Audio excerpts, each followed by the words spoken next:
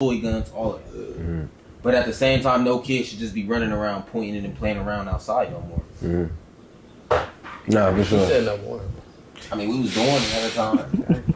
Nah, but can I remember John? Remember John? Off of that, because I do remember. Hold on, but it's like, bro, why do you think the black culture does shit like that? Because it's not just with guns. We hinder our younger generations by not giving them our knowledge on so much shit. Yeah. Guns, sex, nigga. Like a lot of people didn't get to talk. You heard it. You heard about it from your boys. You learned about fucking from your boys. Why was our parents? I even asked my dad that, like, why did you not never give me the talk? I was gonna teach you how to put a fucking condom on. Why not? Nigga, I got 2 kids. You don't think that was detrimental? Like, what the fuck? Like, You got 2 kids, bro?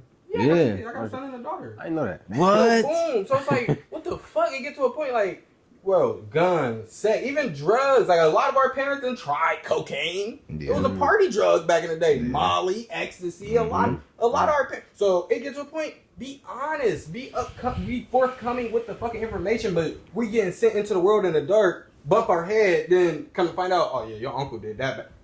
We got My uncle did that. How the fuck? Why ain't I know that? I really knew not to do it. To really address that, we gotta talk about like how immature black folks really is, though. Like where we I say like our shit reversed. Like we was profound, revered, and mature. Like I mean, it's like mature wasn't even used back then type of shit because you was naturally like raised to appropriate in the world, like how you operate in the world. But like we kind of like, bro, we gotta talk about how detrimental the 90s and the 80s was. Like Crack. Bro, that shit was real because everything after that went like inwards and backwards. Like we kept going back to those types. Yeah, like brother, but it was systematically done to us. Like, bro, Charleston White broke it down to the clearest. Like, basically, the first shit that they did was they introduced crack cocaine. A couple years later, and they introduced crack cocaine so black men would have one choice. Fuck that. The first thing they did was shut down all the factories.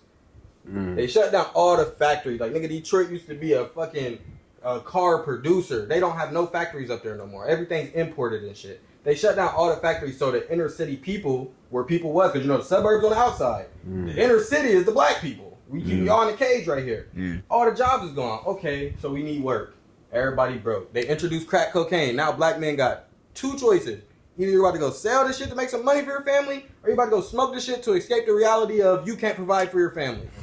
Boom! You take. There's only 2 options. You take 2 of those It's only 2 options. options. Start selling this shit to provide, or accept that you doing it can't 'cause it's provide, shit. and start. Oh, I'm less of a man. Beat yourself up. Okay. But then at the same time, everybody already doing it. Those are 2 options, I right? mean, What does he do? What does Reagan do? He starts the war on drugs. Anybody get caught with crack cocaine, you're damn near getting 50 years. Like, nigga, so he set us up for failure as a black man. These are your options. Boom, you take your option. Either you're a crackhead or an alcoholic because you can't provide it for your family.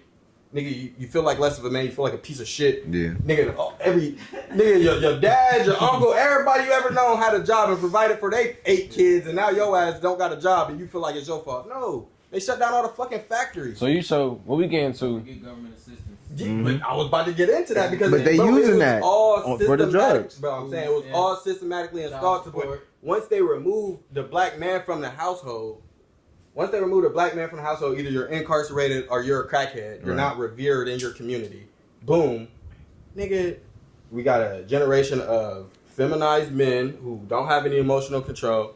Then they had it once redlining came, you can't get a loan from the bank. You have to live here in the suburbs that's filled with drugs and poverty.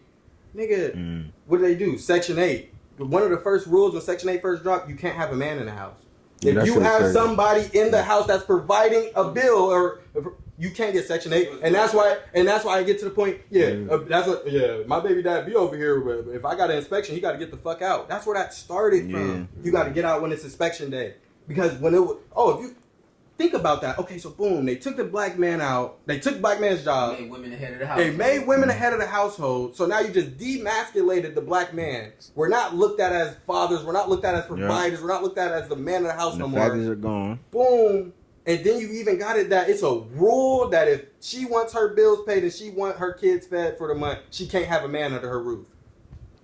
They literally systematically took the black man out of the black household. And almost forcing you to be on the streets with no jobs or drugs. They wonder, oh, why is because our men was in shambles, and by the time, like you just said, the 80s and the 90s, the crack era. By the time the crack era, bruh. That like the crack era ruined us, but it was systematically done to us, and that's why niggas who don't got the intelligence to really sit back and look like, bro, they really destroyed, like they really set us back damn near hundreds of years. Yeah. We hate ourselves. Yeah. Like literally, they fucked us over, and we poisoned our own community. But they had jobs though back then.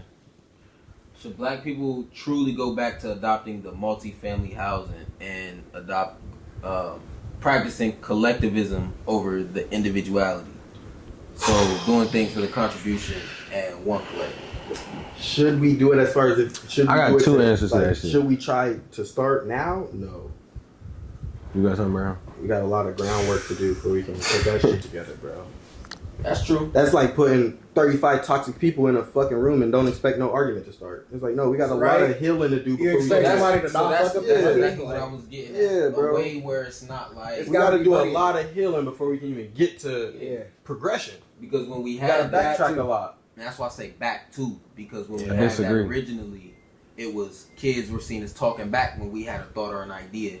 And more dictatorships and parents always seen as being right, or just because they're old, you gotta respect that and listen to them. Kumbaya, stuff like that, but giving the actual roles and responsibilities. And then that's why it circles back to how much responsibility should a kid really have, and at what age? It's like, all right, think over that. Like, I feel like with the imploding shit, like we gave them too much of the wrong responsibility because we had too much of the wrong priorities in a way. So like when you talking about like, yeah, like we gotta heal before we can get back to collectivism.